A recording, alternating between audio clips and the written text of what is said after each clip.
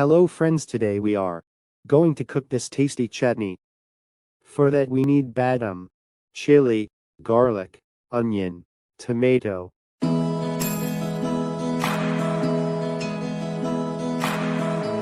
Add oil. Add onion. Add garlic. Add chili. Add tomato.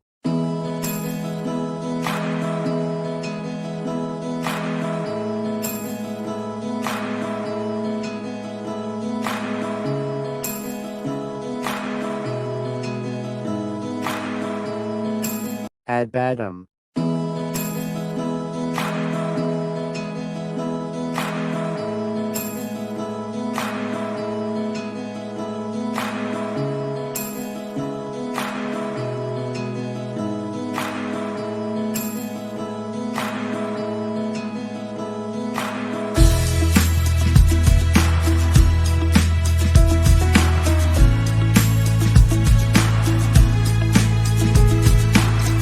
Then do this.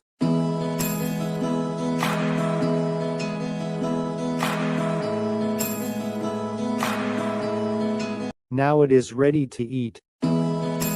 Like, share and subscribe to my channel.